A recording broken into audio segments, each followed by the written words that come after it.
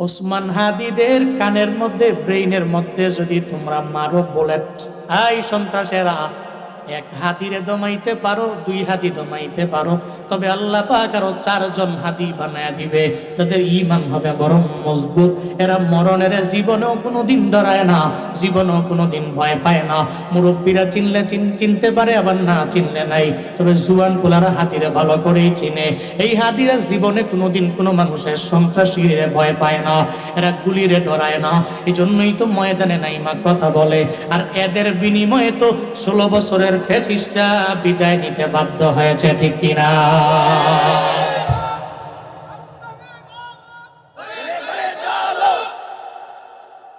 এরা বড় দামি, এদের ঈমান বড় মজবুত।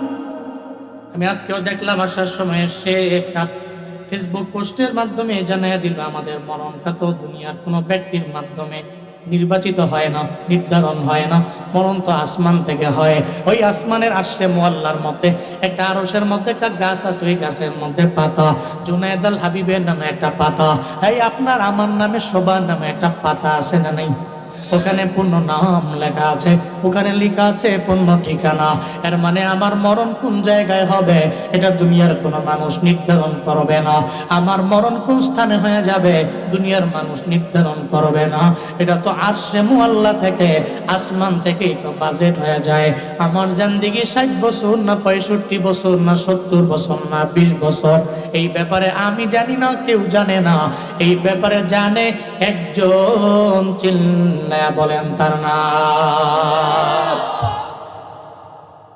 কোন জায়গায় আমার মরণ হবে আমার জানা নাই, জানে আমার মালিক, আমার রব জানে, কেউ জানে না। এই জন্য তো হাদিয়ে কয়, আমার মাইরা লাইতে পারো, অসুবিধা নাই, তুমি আমার কুলায় আছে, কুলায় আমি যেই লাইনে, ওই লাইনে আমার ছেলে যাবে, আমার নাতিও যদি হয় নাতিও তো এই লাইনে যাবে। আমরা দুনিয়াতে চিন্তা করি না মরণের, চিন্তা করি না বুলেটের, চিন্তা করি না বোমার, চিন্তা করি না গুলি, চিন্তা করি আমার মরণ তো আমার আল্লাহ আসমানে নির্ধারণ করে রাখছে। আমার চিন্তা নাই, মইরা গেলে তো মইরা গেলাম, তবে দুনিয়াতে কোনো জালেম রে বিন্দু মাত্র পরিমাণ সার দিতে রাজি না।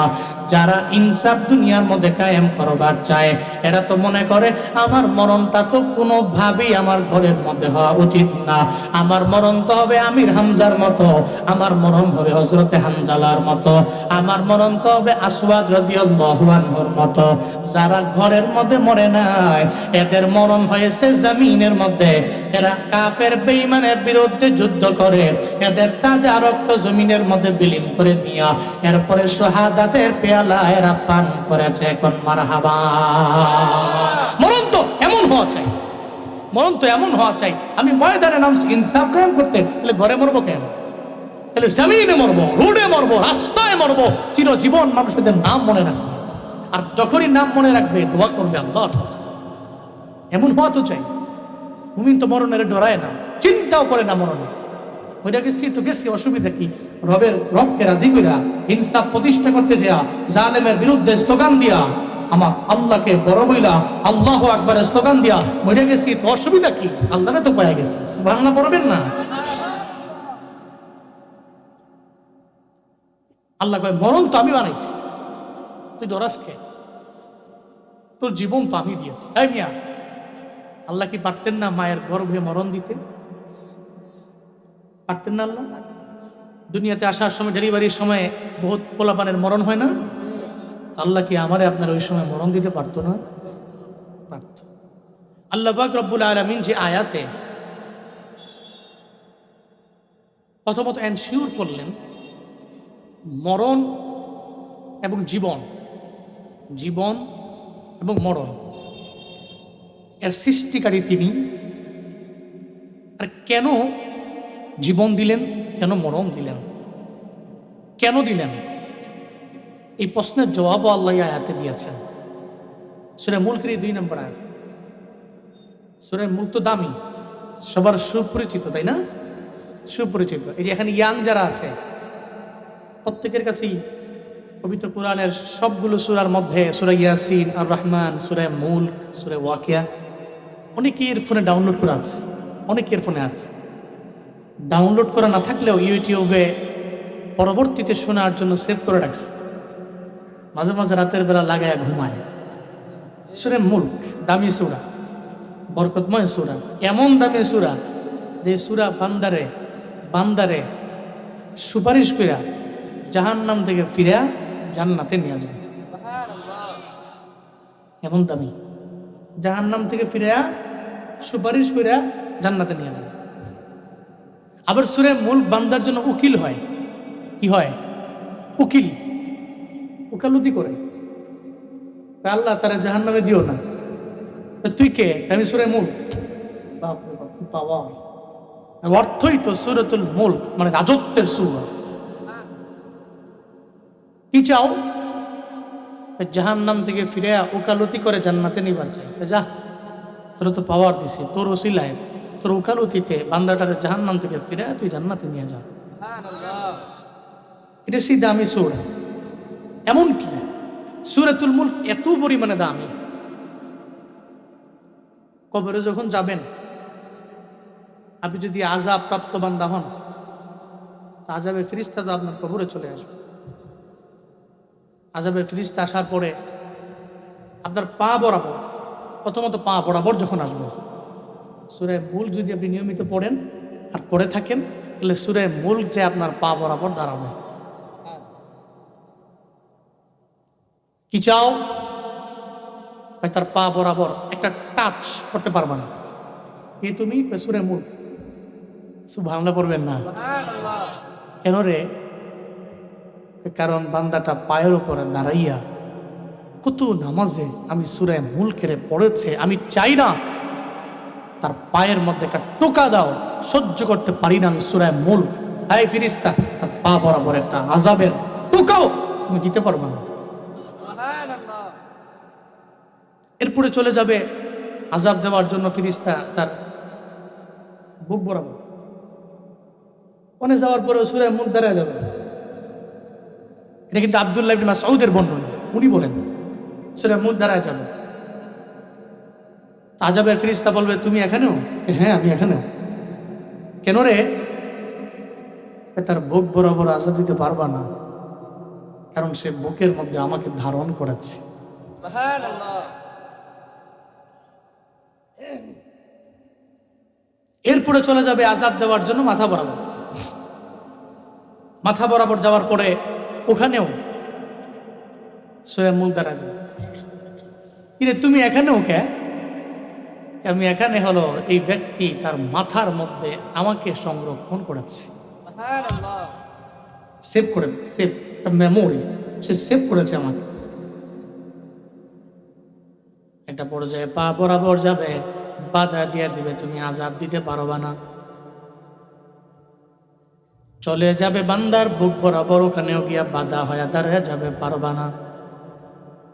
চলে যাবে মাথা বরাবর, মাথা বরাবর দাঁড়ায় যাবে, এই বান্দার মাথা বরাবর তুমি আযাব দিতে পারবা না। অবাক হয়ে যাবে আযাবের ফেরেশতা, ডাকবি আমার আল্লাহরে, বলবে হে মালিক, বান্দারে আযাব দেওয়ার জন্য পায়ের বরাবর গেলাম, সূরা মুলক দাঁড়ায় গেল। বুকের বরাবর গেলাম, ওখানেও দাঁড়ায় গেল। মাথার বরাবর গেলাম, ওখানে যাওয়ার পরেও দাঁড়ায় গেল। কি করতে পারি আমায় বলেন না? কে দাঁড়ায় যায়? কয় সূরা মুলক দাঁড়ায় যায়। কয় পাওয়ার তো তারে আমি আল্লাহ দিয়ে দিলাম, এই অসুবিধা নাই। সূরা মুলক কি বলে? কয় আযাব দিতে নাকি পারবো না। সূরা মুলকের ওকালতির কারণে এই বান্দার কবরের মধ্যে আর কোনো আযাব দিও না। এই আযাবের ফেরেশতা, এই বান্দার কবরটার এই মুহূর্তে তুমি জান্নাতের বাগান বানায়া দাও। সূরা মুলকের এত পরিমাণে দাম, ঘুমানোর আগে লাগাইয়া ঘুমাইও।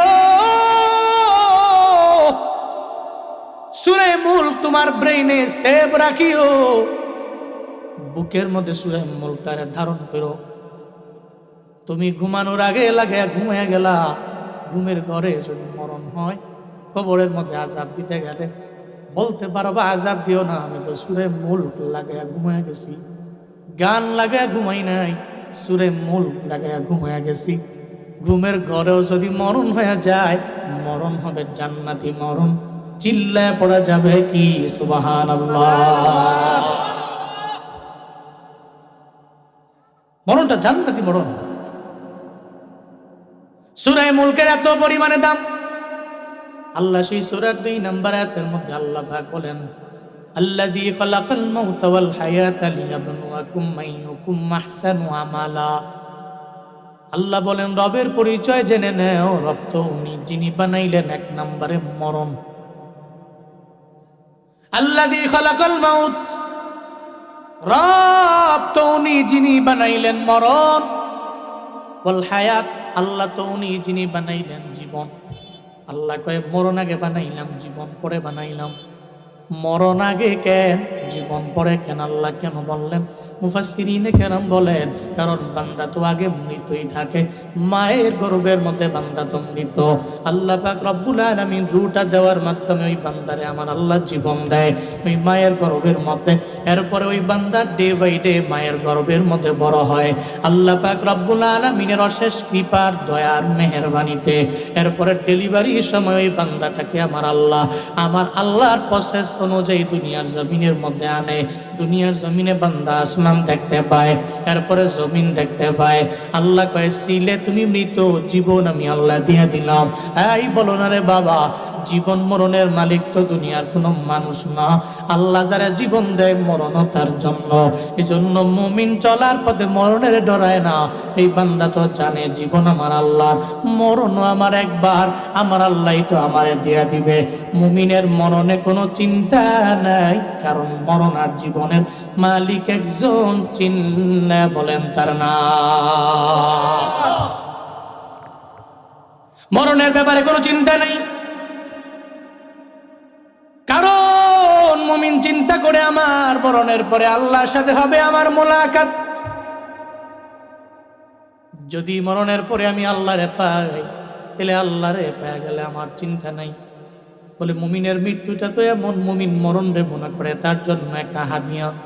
তোফাতুল মুমিনি আল মাউত, মুমিনের মরণটা হলো তার জন্য একটা তোফা, তার জন্য একটা হাদিয়া।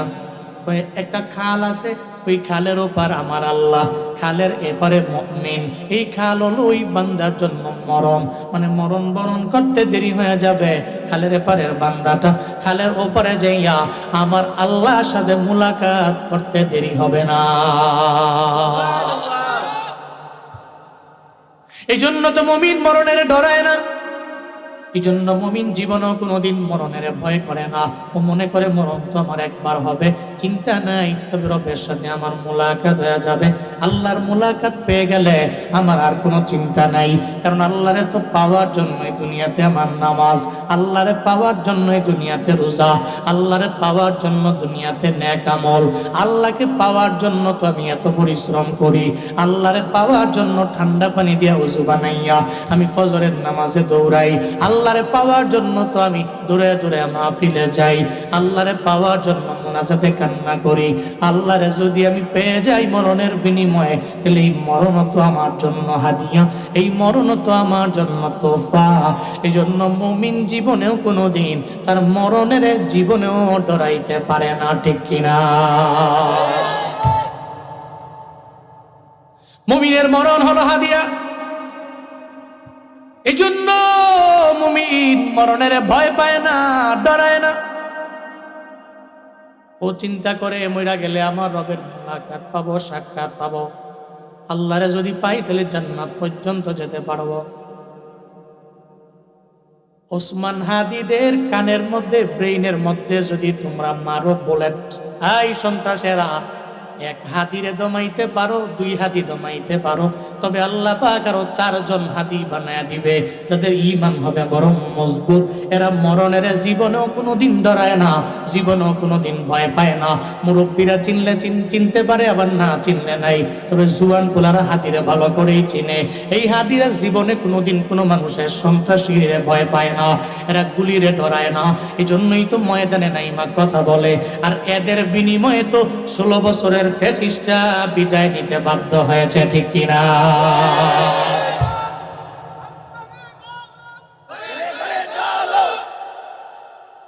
এরা বড় দামি, এদের ঈমান বড় মজবুত। আমি আজকেও দেখলাম আসার সময় সে একটা ফেসবুক পোস্টের মাধ্যমে জানিয়ে দিল, আমাদের মরণটা তো দুনিয়ার কোনো ব্যক্তির মাধ্যমে নির্বাচিত হয় না, নির্ধারণ হয় না, মরণ তো আসমান থেকে হয়। ওই আসমানের আশরে মোয়াল্লার মধ্যে একটা আরশের মধ্যে একটা গাছ আছে, ওই গাছের মধ্যে পাতা, জুনায়েদ আল হাবিবের নামে একটা পাতা, এই আপনার আমার নামে সবার নামে একটা পাতা আছে না নাই? ওখানে পূর্ণ নাম লেখা আছে, ওখানে লেখা আছে পূর্ণ ঠিকানা। এর মানে আমার মরণ কোন জায়গায় হবে এটা দুনিয়ার কোনো মানুষ নির্ধারণ করবে না। আমার মরণ কোন স্থানে হয়ে যাবে দুনিয়ার মানুষ নির্ধারণ করবে না। এটা তো আরশে মুআল্লা থেকে, আসমান থেকেই তো বাজেট হয়ে যায়।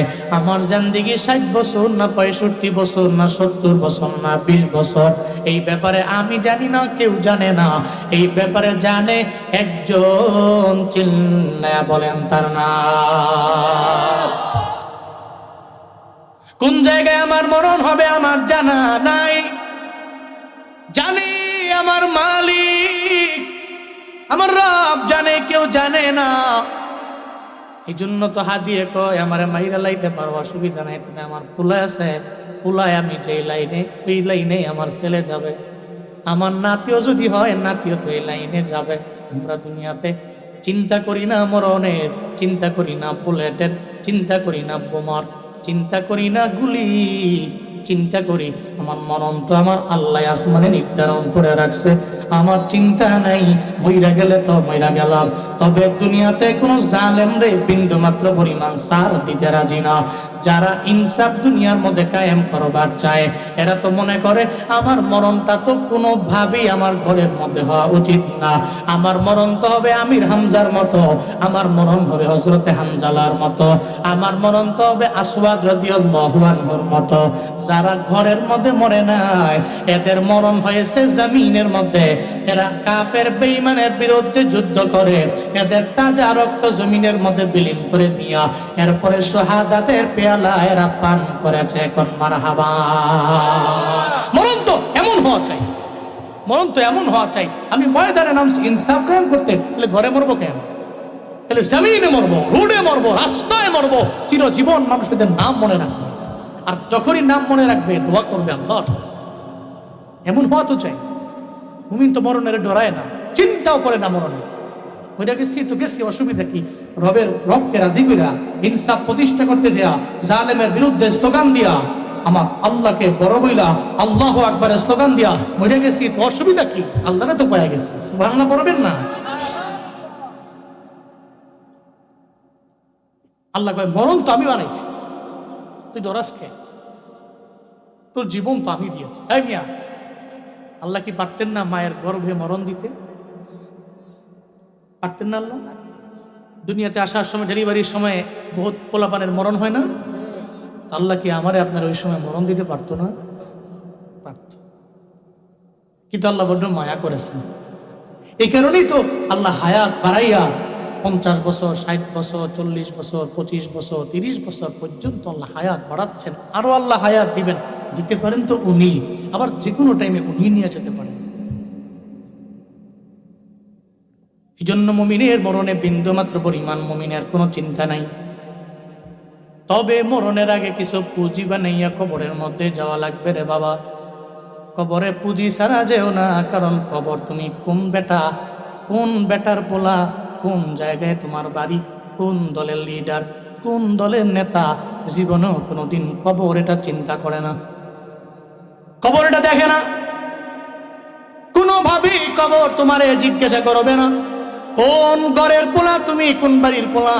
কবর চিনে তোমার ঈমান, কবর চিনে তোমার আমল, কবর চিনে তোমার বিশ্বাস, অগাধ বিশ্বাস আর আমলের লাইনে কি পরিমাণে আগাইলা, কবর তো এই ব্যাপারে ধারণা রাখে।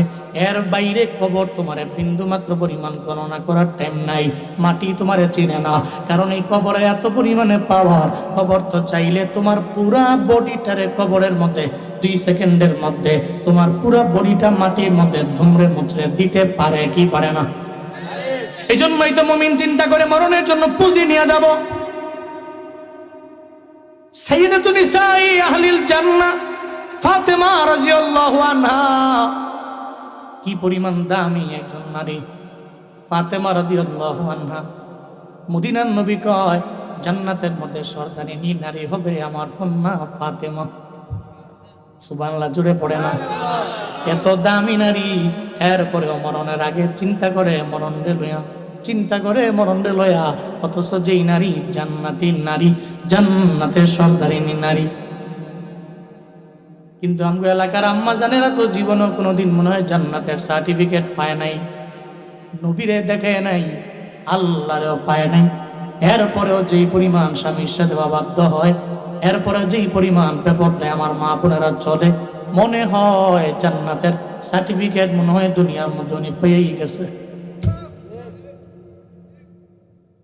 ও আম্মা জানেরা, প্রতিদিন তো বয়ান হয়, সামনে আমার ভাইরা থাকে, আমার বাবারা থাকে, বয়ান তো এদের লইয়াই হয়, কিন্তু আপনাদের লইয়া বহু জায়গায় কোনো বয়ান নাই। এই কারণেই তো ডানে বামে রাস্তাঘাটের মধ্যে মা বোনেরা বেপর্দায় চলেও বেশি, এরা পর্দা ভুলে গেল। ডানে বামে ঘুরে ঘুরে যে দেখবেন বিভিন্ন জায়গায় আবার আমি টিজিং এর শিকার হয়ে যাই। এমন হালাতে রাস্তার মধ্যে ডানে বামে ঘুরে মনে হয় যে কোনো একটা মহিলা না মাইয়া না কি হালাত, এটা কি বেডা না বেডি এটাও পর্যন্ত চেনা যায় না। পুরুষের ড্রেসাবে বের হয়ে যাচ্ছে, নারীদের কারণে মার্কেটের মধ্যেও ঢুকে যায় না। আর ঈদের 2 দিন আগে তো মার্কেটের মধ্যে যাওয়া যায় না, মহিলাদের ভিড়ে পুরুষেরা যে মার্কেট পর্যন্ত করতে পারে না। ঠিক কিনা? বেপরদায় চলে, নামাজ পড়ে না, স্বামীর অবাধ্য হয়ে যায়, মরণের চিন্তা নাই।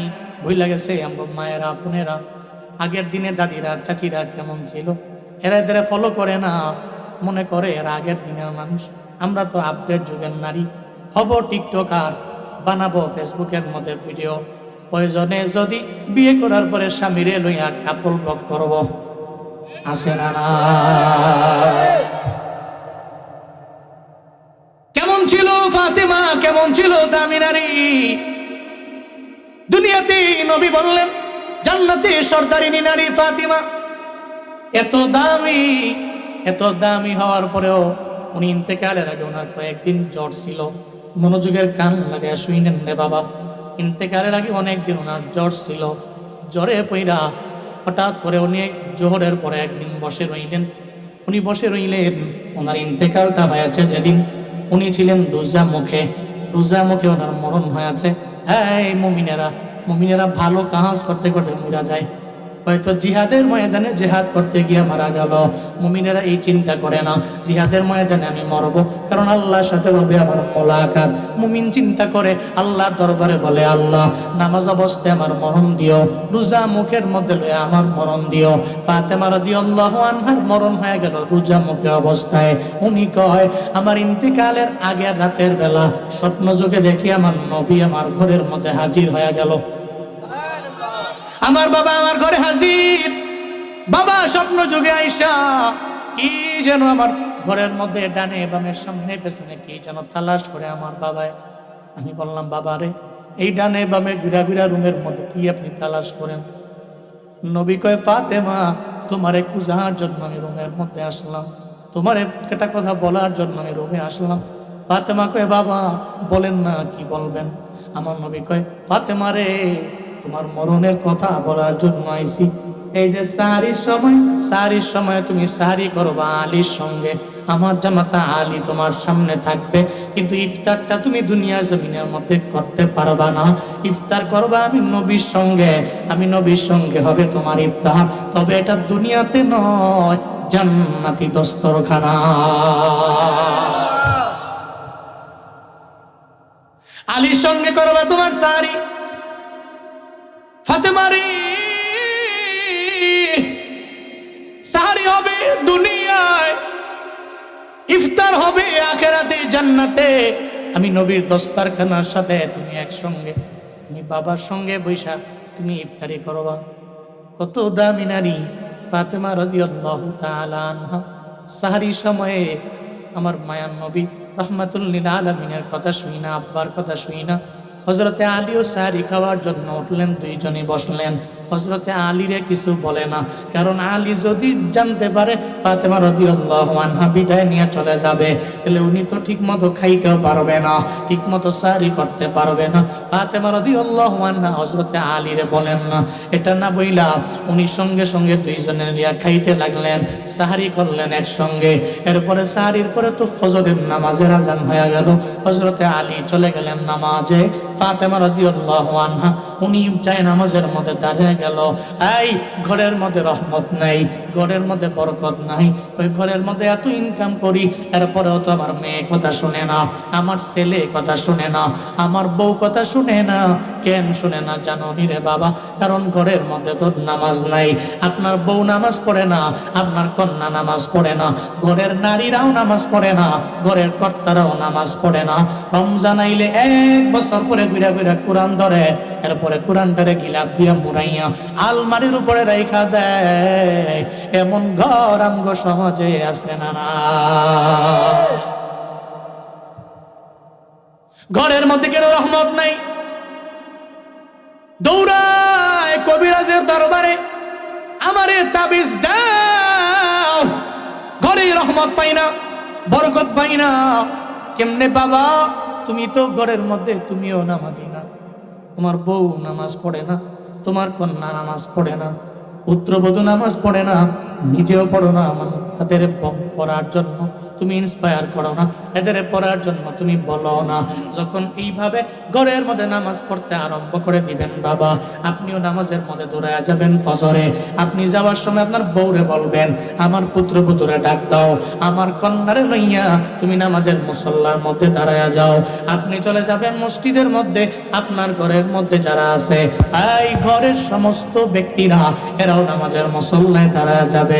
ইনকাম যদিও বেশি না, ঘরের মধ্যে ইনকাম মাত্র 10,000, ঘরের মধ্যে ইনকাম মাত্র 20,000 টাকা, কিন্তু এই টাকাতে বরকত দিবেন কে?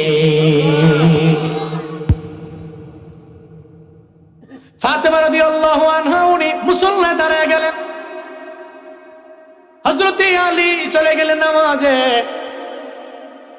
নামাজ পড়ে আইসা দেখে ফাতেমা রাদিয়াল্লাহু তাআলা আনহা মুসল্লার মধ্যে নাই। হযরতে ফাতেমা রাদিয়াল্লাহু আনহা এমন কোন রাত নাই, এমন কোন ফজরের নামাজ নাই, ফজরের নামাজের মধ্যে উনি মুসল্লার মধ্যে বৈশা এশরাকের নামাজ একসাথে পইরা উঠছে, এমন কোন নজির প্রমাণ নাই। মুসল্লার মধ্যে বৈশা রয়েছে ফজরের নামাজের পরে, এশরাকের নামাজ পড়ার পরে মুসল্লা থেকে ওইটা কাজের জন্য গেছে। ওই দিন ফাতেমা রাদিয়াল্লাহু আনহা উনি মুসল্লা থেকে উঠে গেলেন, উনি এশরাকের নামাজ পড়েন নাই। নামাজটা পইরা ফজরের নামাজ পড়া উনি দৌড়ে চলে গেলেন। হাসান হুসাইন দুইজনের যত কাপড় চোপড় আছে উনি বালতির মধ্যে ভিজাইলেন ধোয়ার জন্য। এরপরে আবার গেলেন রান্নাঘরের মধ্যে, ওই রান্নাঘরের মধ্যে বড় একটা পাতিলার মধ্যে পানি গরম করলেন, ওই পাতিলাটা উনি চুলার মধ্যে দিলেন গরম করার লক্ষ্যে। এরপরে ফাতেমা রাদিয়াল্লাহু আনহা এরপরে উনি চলে গেলেন আর একটা জায়গার মধ্যে বড় একটা বল নিলেন, ওখানে উনি খামির করতে লাগলেন, রুটি বানাবে খামির করতে লাগলেন। একটা জায়গার মধ্যে বালতির মধ্যে কাপড় চোপড়, আর একটা জায়গার মধ্যে পানি গরম, আর একটা জায়গার মধ্যে ফাতেমা রাদিয়াল্লাহু তাআলা আনহা খামির বানাইতে লাগলেন। হযরতে আলী আয়েশা দেখে রে ফাতেমারে মুসল্লার মধ্যে পাওয়া যায় না, পেরেশানির মধ্যে পড়ে গেলেন। জীবনে কোনো দিন আমি আমার ওয়াইফরে দেখি নাই, আমার স্ত্রী ফাতেমারে আমি জীবনে কোনো দিন দেখি নাই যে ফাতেমা এই জায়গা থেকে ইশরাকের নামাজ না পড়া উঠছে। আজকে উঠলো কে? আলীর বুঝতে বাকি নেই, যে কোনো একটা কাহিনী আছে না নাই? আছে না নাই? চিন্তায় পড়ে গেলেন, দৌড়ে চলে গেলেন, যাই দেখে রান্নাঘরের মধ্যে ফাতেমা রাদিয়াল্লাহু তাআলা আনহা পানি গরম করতে লাগলেন, আবার এক জায়গায় খামির করতে লাগলো। হযরতে আলী যে বলে, ও ফাতেমা, ও স্ত্রী আমার, তুমি আজকে এতগুলা খামির কেন করো? রুটি কার জন্য বানাও? এত পানি তুমি কেন গরম করো? শুধু তাই না, বলো না এত কাজ তুমি কি জন্য করার জন্য ব্যাকুল হয়ে গেল? তোমার বড়িতে জ্বর, এই জ্বর লইয়া তুমি এত কষ্ট করার জন্য কেন? তুমি এতগুলা কাজ কেন একসাথে করো? হযরতে ফাতেমা বলবার চায় না, একটা পর্যায়ে আলী বারবার বল বলতে লাগলেন, বারবার বলতে লাগলেন, ও স্ত্রী আমার, আজকে বলো না ফজরের নামাজ তুমি পড়ার পরে ইশরাকের নামাজ কেন না পড়া তুমি ওইটা চইলা গেলা, আমারে জানায়া দাও না। হযরতে ফাতেমা বলে, ও স্বামী আমার, আপনারে বললে তো আপনি চোখের পানি ফেলে কান্না করবেন, আপনার মনটা বড় খারাপ হয়ে যাবে, এই জন্য আপনারে বলি না, কারণ আপনি তো আমারে বড্ড মহাব্বত করেন, এটা আমার জানা, আপনি আমারে বড্ড ভালোবাসেন, এটা আমার জানা।